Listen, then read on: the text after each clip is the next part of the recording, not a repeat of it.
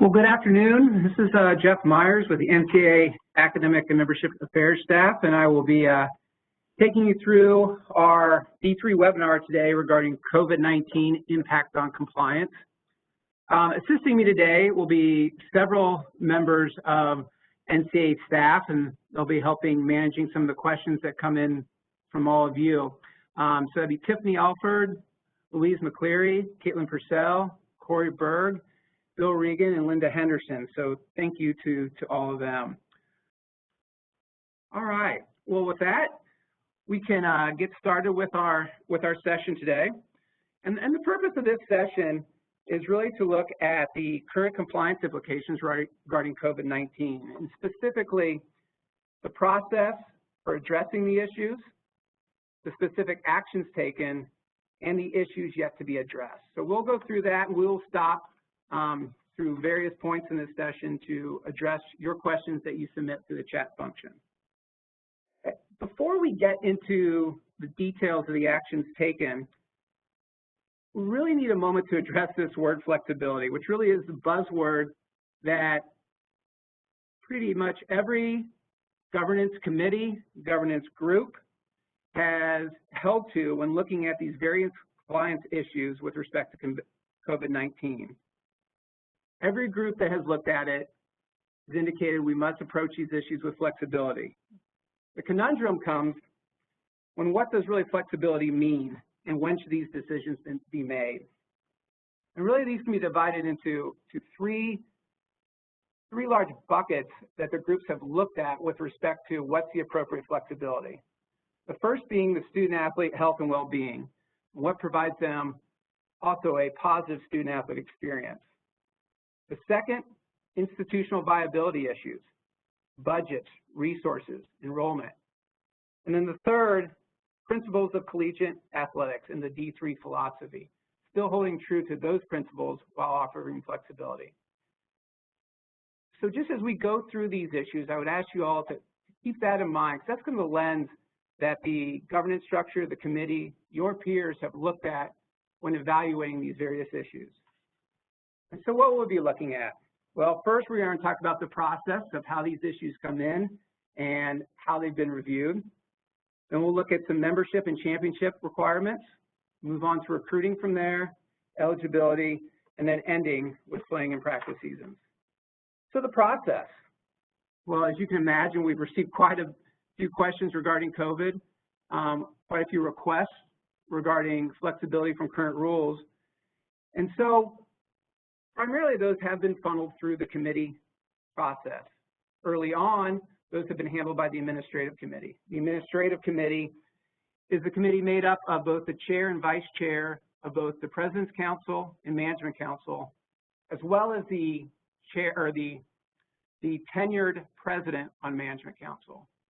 And that group has always been established to handle issues between the quarterly meetings of presidents and management councils.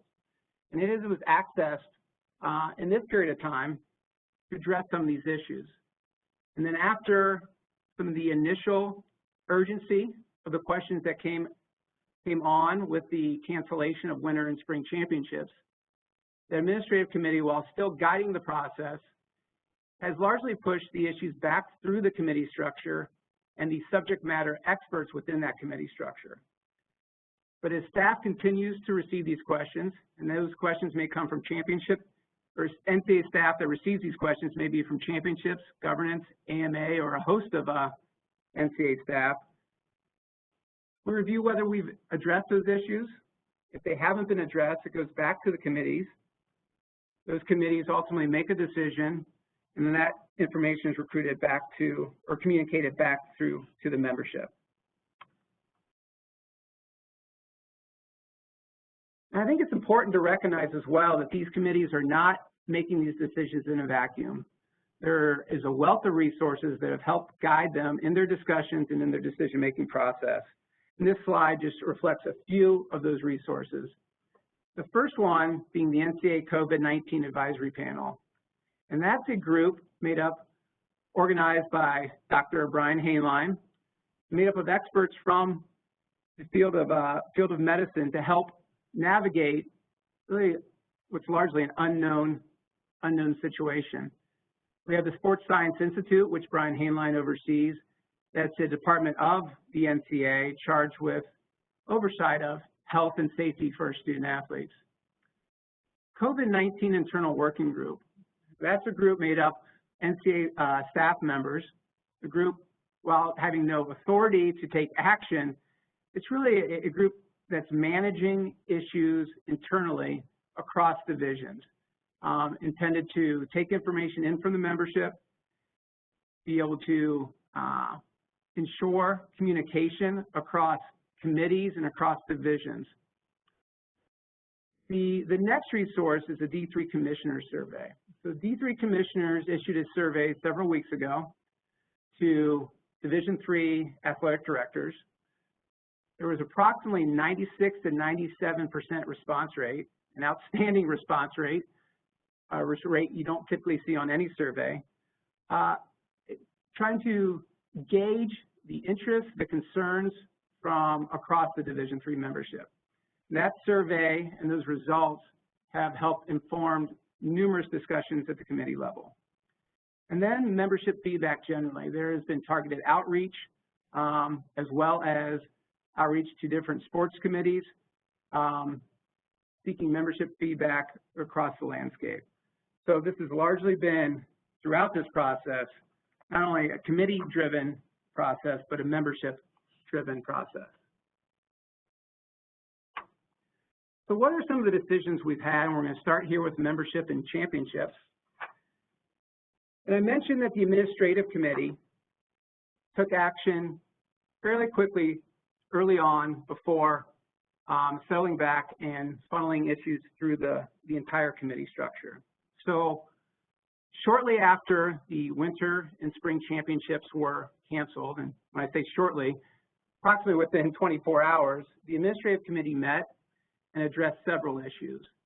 The first one being the sports sponsorship deficiencies as a result of the cancellation of spring sports were waived effectively for the 2019-20 academic year.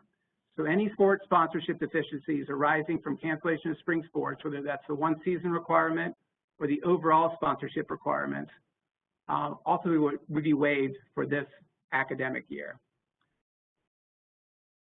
Now, the membership committee then took further action regarding institutional self-study guide and extended that deadline for a year.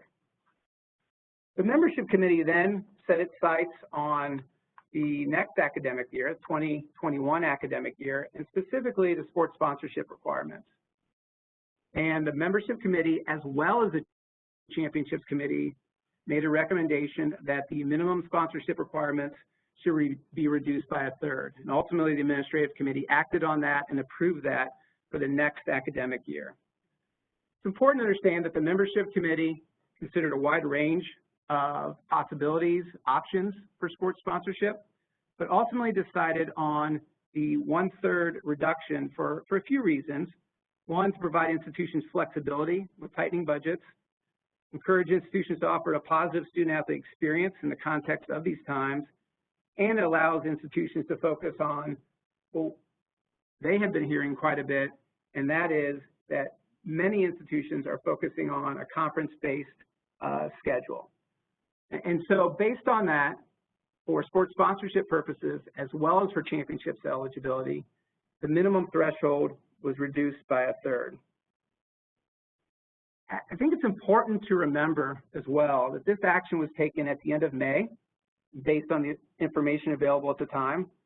This doesn't preclude the membership committee, the councils, from revisiting this piece if circumstances change.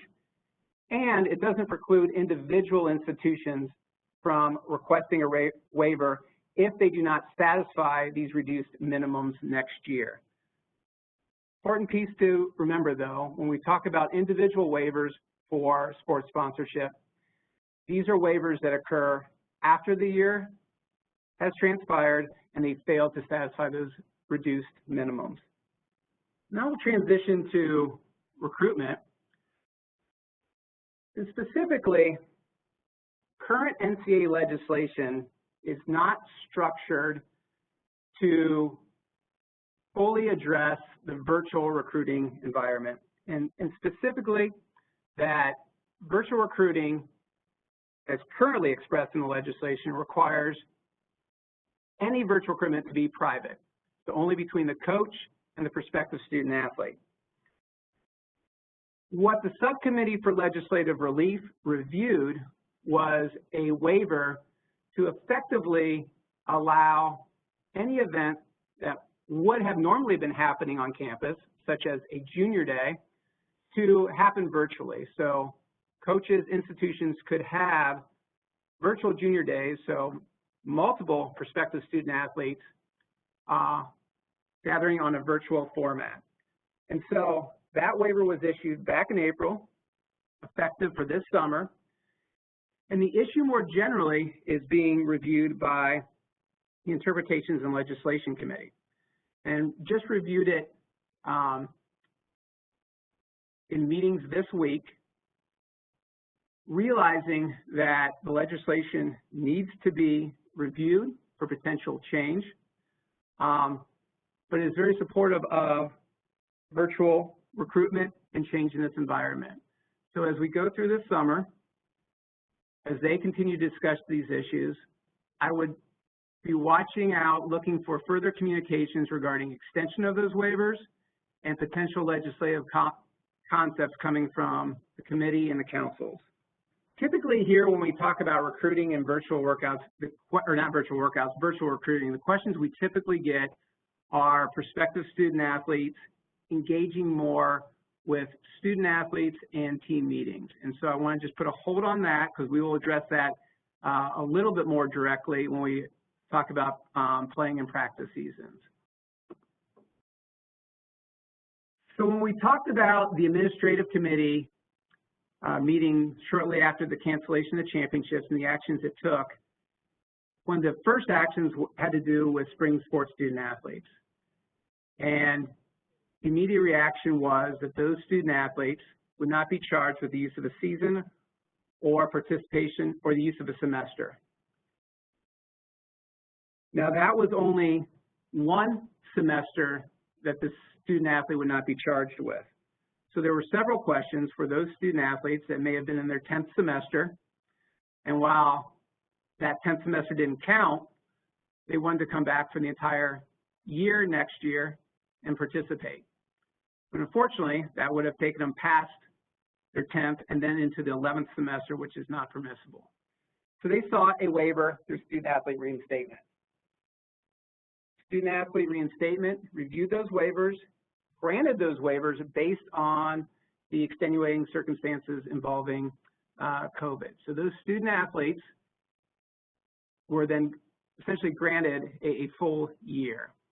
So we'll take a look at that for a moment. And because there were several waivers, the Student Athlete Reinstatement Committee put that on their previously approved request list, which you have the link here as part of the slide presentation. And what that does, it means now student athletes through their institutions that fall into those same parameters could self-apply the waiver. They would notify their conference, but they'd self-apply the waiver and wouldn't have to go through our SRO, wouldn't have to submit a waiver to student athlete reinstatement. So effectively what happened, and to go back, administrative committee in the immediate action granted that semester back, granted that additional season, then with more time and more review through the student athlete reinstatement committee, realized some of the issues with only granting one semester and stated that any student athlete, whether they're in their 10th semester in spring 2020, in their 8th semester, or in their 2nd semester, it doesn't matter, that if the point in time they needed a full year to take advantage of that extra season they got, they could self-apply that waiver, provided, one, that they were eligible in spring 2020 and were unable, had the season canceled per COVID. So I think that's another indication of the administrative committee taking the action when it was needed, but then funneling issues down to the subject matter experts, here student athlete reinstatement, to more fully evaluate the system or situation and apply the appropriate flexibility. The next area with respect to eligibility that here at the national office we received probably the significant amount of questions early on was, how would student athletes need to be enrolled to take advantage of the additional season granted for that loss of the season in the spring 2020? There are a lot of questions: could these student athletes attend part-time and still participate? And so the subcommittee for legislative relief, which is charged with waiving those particular pieces of the legislation, ultimately determined, as did the administrative committee, that these issues should be handled on a case-by-case basis. And we have received several of these, and the subcommittee for legislative relief, in its review, did a couple things. It said, while there's not specific directives on what would constitute a approved waiver, it said, for institutions to put your student athletes in the best position to receive this waiver, to be enrolled less than full-time and participate, you need to do a couple things. And one is, while they are enrolled less than full-time, you need to show how the classes they are enrolled in are in furtherance of an academic degree or in their academic pursuits, or somehow furthering their career goals. And the rationale behind that is that at the very base, this is still about student athletes competing against student athletes. And academics needs to be at the forefront of this. And so to support that rationale, they needed to have justification for why they were enrolled and what they're enrolled in. And further, that academic path needed to be certified by an academic authority outside of athletics. And so while neither of those conditions are requirements for a waiver, this is what the subcommittee suggested to member institutions in support of what would be a more persuasive waiver. And then the final piece with respect to eligibility is wanted to just review the graduate directive. With the additional year and the additional year in all divisions, we've been fielding quite a few questions regarding graduate transfers and graduate eligibility. And so while no action has been taken in this area, meaning the existing rule applies, it's important to understand what the existing rule is. And first and foremost, if a student athlete attended a Division III and graduated from a Division III institution, they can participate as a Division III institution as a transfer and as an eligible transfer student athlete. If they attended anywhere but a Division III institution, the only way they could be eligible is through the waiver process. And the directive, it changed back in spring of 2019, before COVID, regarding what the conditions for that waiver are. And the primary difference are two. First, the old waiver said that a student athlete would have to graduate in less than 4 years in order to satisfy the waiver. The new directive no longer requires that, but rather that they just graduate within a typical 4-year time frame.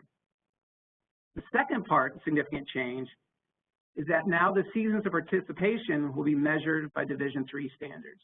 So for example, a Division I student athlete who may have redshirted their freshman year, never competed but practiced all year, and would not be counted against them for Division I standards, it would be counted against them for Division III graduate eligibility standards. So that student athlete would have been considered to have used a season in that redshirt year.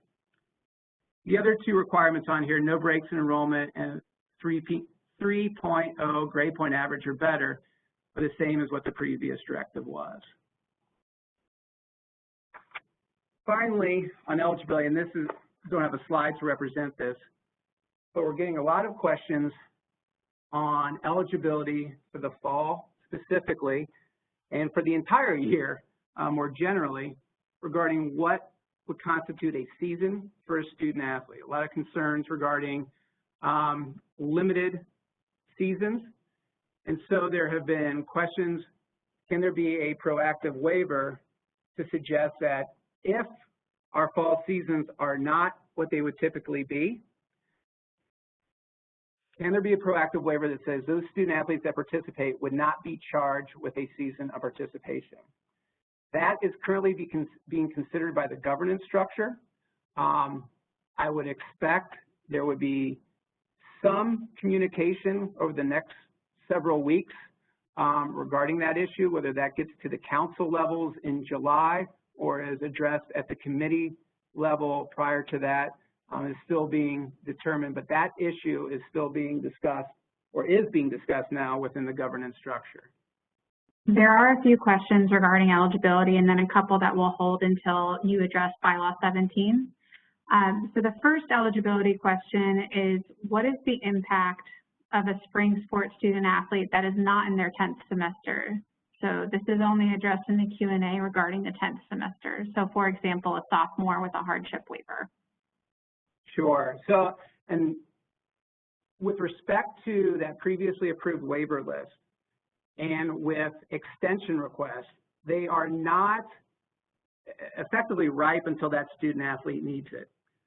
But that previously approved waiver list does not distinguish that the student athlete had to be in their 10th semester in this past spring. So any student athlete that was eligible in the spring of 2020, was not charged that season based on the administrative committee actions, could then get another semester through that previously approved waiver list. So not just for student athletes that were in the 10th semester, although that is the immediate and relevant situation, but as student athletes who were potentially in their 8th semester and they needed effectively an 11th semester to complete their participation, that previously approved waiver list and the waiver that was done by student athlete reinstatement would apply to them as well. Thank you, Caitlin. Yes, the next question is, what if the student athlete is a transfer? Can you self-apply a waiver? If they're a transfer from a Division III institution, that would in fact apply. If they were a transfer from a Division I or II institution, it would be very fact specific, but most likely that student athlete is going to get the benefit of either the year from the Division II or the extension through Division III. So that student athlete is not going to be harmed by transferring from 1 or 2 over to Division III. Thanks, Jeff. The last eligibility question we have is just to clarify, do indoor and outdoor track and field student athletes now, would they now be on 2 separate clocks as it pertains to their semester use? As it pertains to season of participation, they would be on 2 separate evaluations. As it pertains to semesters, no. The semesters would applies to the student. So they have 10 semesters for their athletics participation. They were not charged for the spring, so that doesn't count for that student athlete regardless what sport, what other sports that they also play. So the final area I want to address is the playing seasons. And again, we will start with action that was taken by the administrative committee regarding summer period. And effectively, the administrative committee recognized that there was need for greater interaction with student athletes than what the legislation permits. Student athletes were disrupted. They were taken from school. Their season was ended. Life in general, there's concerns about the mental, physical well-being of the student athletes.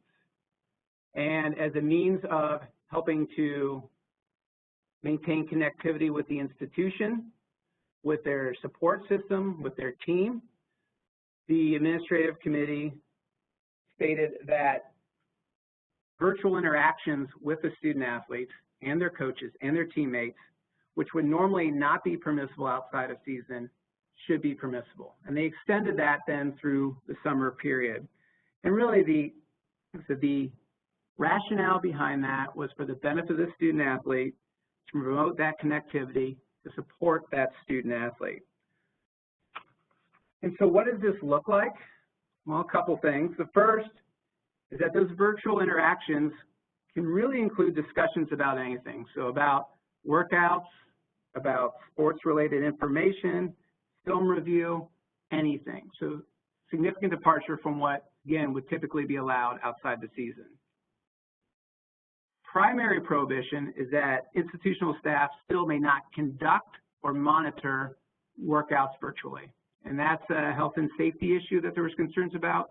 So the flexibility did not extend that far to allow that activity. And then the last piece, and just want to reiterate, this is for the benefit of the student athletes. This interaction should be voluntary. And so if a student athlete chooses not to engage in these conversations, there should not be any adverse consequences for that student athlete. It is really voluntary, is meant for their well-being, not the intentions of the institution.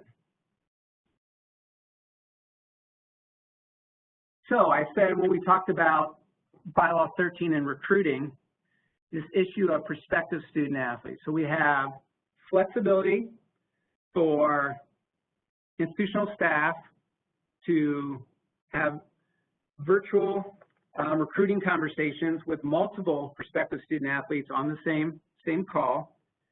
We have flexibility for coaches, institutional staff to engage with their student athletes outside the season in virtual interactions. So the question we have received over and over again is, can prospective student athletes participate in virtual team meetings this summer? And the answer has been consistently no. They are not student athletes yet. They are still prospective student athletes and not allowed to engage in those team meetings. Now, student athletes can engage with prospective student athletes virtually. Coaches can engage with prospective student athletes virtually, but they can't have prospective student athletes as part of their meetings, team meetings. Now, we took that issue just recently to the Interpretations Committee. The Interpretations Committee said, given these times, the uniqueness of these times, this flexibility, especially with bylaw 17, that is very unique during these times, the concerns over enrollment management and not only maintaining connectivity with their student athletes, but maintaining connectivity with their prospective student athletes, that they should be allowed. So what that committee did is they have now made a recommendation to the Subcommittee for Legislative Relief to extend the waivers that it's issued to include prospective student athletes in team meetings. So while that is not decided yet, and the Subcommittee for Legislative Relief still needs to have that discussion, I think it's important for you all to know that while the answer that has been consistently no is being reconsidered through the governance structure. And so we would anticipate that waiver being heard within the next week to 10 days. And if there's changes, that will certainly be communicated to the membership. So the Playing and Practice Season Subcommittee, after addressing the summer issue, has shifted its focus to the fall semester and recently approved an adjustment or recommended adjustment, which the Administrative Committee ultimately approved, to the first permissible practice date. And what that has resulted in is that now the first permissible practice date for all fall sports, including football, including golf, tennis, and rowing, is August 10th or the first day of classes, whichever is earlier. Additionally, as part of that waiver, there was an unlimited administrative days. So days when you can bring student athletes onto campus, not engage in athletic-related activity, but engage in compliance meetings, medical exams, other non-athletic-related activities. And so why was this action taken? Why did they look into this? Well, the first piece being that the current start date is based on the first actual contest date for most fall sports. Given the concerns about when their first actual contest date can occur, that was not a viable means of determining your count back date for your first permissible date. So they need more flexibility to address that, as well as implementing any resocialization requirements for their institution.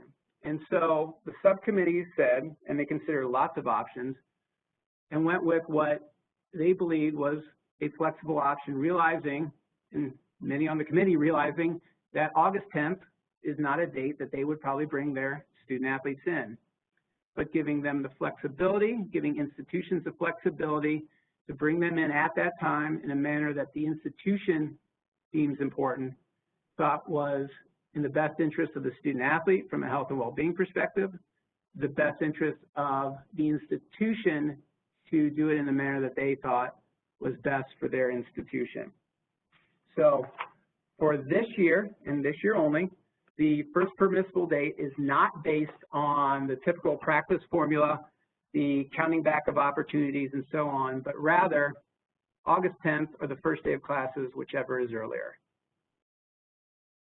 A couple other issues that the Playing and Practice Season Subcommittee will walk up to is starting to discuss what is appropriate flexibility for the fall season, realizing that the fall season may look a lot different than what it has in the past, recognizing all the uncertainty involved, is start to have discussion about where areas where it's appropriate to be flexible, and really in respect to bylaw 17, there's nothing off the table for discussion on what is appropriate. And those discussions are ongoing and will continue through the summer. An issue that this subcommittee just addressed this week has to do with non-traditional segment for spring sports. There have been 4 waivers from different conferences regarding greater flexibility for what the non-traditional segment would look like for spring sports. The subcommittee looked at that, has given a recommendation to the subcommittee for legislative relief, because the playing season does not have waiver authority, but it's given a recommendation to say, yes, there should be some flexibility from what the current legislation allows for fall non-traditional segments. And while it didn't give an absolute specific, this is what should or should not be granted, it had a couple principles. And those principles were effectively that there should be flexibility within the current rules, meaning while not necessarily expansion of the weeks or the 16 practice opportunities, there should be some flexibility in, do those weeks have to be consecutive? Is there some flexibility for those opportunities to be split out to allow for smaller group instruction? They also stated that while some of these waivers sought more competitive opportunities, they thought given institutional budgets and resources and facilities, that additional competitive opportunities for the non-traditional segments of the fall should be very limited, and if not, maintained to where they currently are. The next issue they addressed was contest maximums. There was some interest from the membership expressed that the contest maximums should also be reduced. As we talked about earlier, the contest minimums were reduced. Some interest that the contest maximums should be reduced. The subcommittee discussed that option, ultimately determined that the contest maximums should not be changed this year, in part that, as we said from the very beginning, every governance structure had looked through these issues through the lens of flexibility. Reducing the contest maximums would be going the opposite direction and being more restrictive, and ultimately said this should be through the discretion of the institution. Talk about the playing seasons issue. The subcommittee is meeting about every other week to discuss these issues that continue to come up, issues that are being raised now for the winter sports, and specifically with basketball, and whether the basketball season should be moved earlier in the fall as well. So these issues and new issues seem to come up daily, The subcommittee will continue to review and provide recommendations to administrative committee and the councils and other governance groups as well. Is the NCAA offering flexibility for a team to use athletic skill to fundraise for social justice issues organizations? So, and maybe we need to have that person submit that through RSRO, but from a general perspective, the legislation allows for student athletes to engage in fundraising activities using their status as athletes for that as well, for not only institutional endeavors, but also charitable nonprofit organizations as well. There's also some flexibility in there for athletic skill.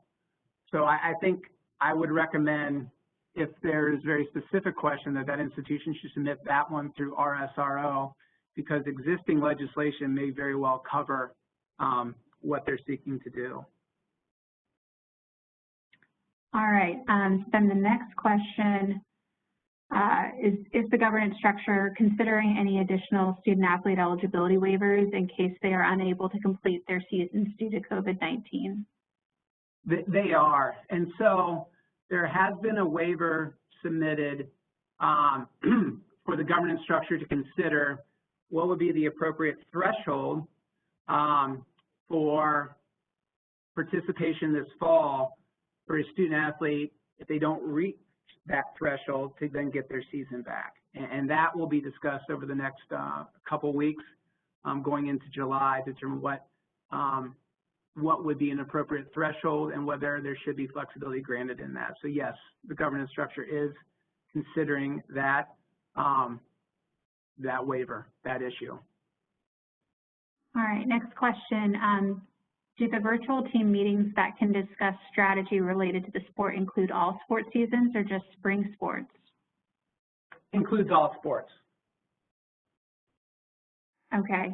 And then regarding playing and practice seasons, to clarify, is there now no longer a need to count the 16 and 25 opportunities? There is not for this year. The waiver that was done was for August 10th, was looked at by the subcommittee. It was a more flexible option than either the 16 or the 23 opportunities for football. So there's not a need to use the practice formula for this year. And Jeff, I believe you touched on this. Is the first date of competition staying the same, or is it pushed back, or is that being decided upon by each institution? The first permissible date of competition legislatively will not change. Now, whether institutions choose to schedule that date or later due to their specific institutional and local requirements, that will be at the institutional discretion. But the legislation regarding the first permissible date has not changed. All right. And can you just clarify just a little bit about practice versus administrative days and how that's applying, or the flexibility granted there? Sure. So when the subcommittee recommended that practice could start August 10th or the first day of classes, whichever is earlier, it also recognized that there may be additional requirements for bringing students, not just student athletes, but students back to campus. And there may be a need to potentially bring student athletes to campus on a staggered basis. And while the typical legislative allowance currently would say you effectively could have a day and a half of administrative activities and pay those expenses, that may not be suitable or enough under this year and under these circumstances. So that's why they recommended an unlimited number of administrative days to give institutions that flexibility. And so institutions can then pay expenses for the student athlete to be on campus during those unlimited administrative days, but they can't engage in practice activities, workouts, film review, team meetings that are discussing anything other than compliance forms. So it's very limited on what can be done during administrative days. It's more providing expenses for the student athlete before practices actually start. Thanks, Jeff. And just to clarify, does the change in the start date affect the number of weeks for the seasons or for the sports? So currently the weeks, whether it's the 18th for the fall or the 19th for the winter and spring, are still in place. The legislation has not been changed or waived regarding that. Does that mean that the subcommittee is not going to look at that going forward? It doesn't, but at this point in time, the weeks are still what the legislation says. So still have to count the weeks per the legislation once you start practice. There was one question regarding the resocialization principles. I strongly urge, and I believe Corey's going to put it into the chat, that you go to the Sports Science Institute COVID resource page. On that page, you will be able to see the resocialization principles, but most importantly, the frequently asked questions. And I think that gives even greater context of how to use those in coordination and collaboration with state and local guidelines. So this is our final slide, and I guess I would just remind you that if your question was not answered or not answered completely, please submit that through our SRO and we can address that more directly. And with that, I just want to thank you for listening today, participating, and I hope you have a nice weekend. Thank you.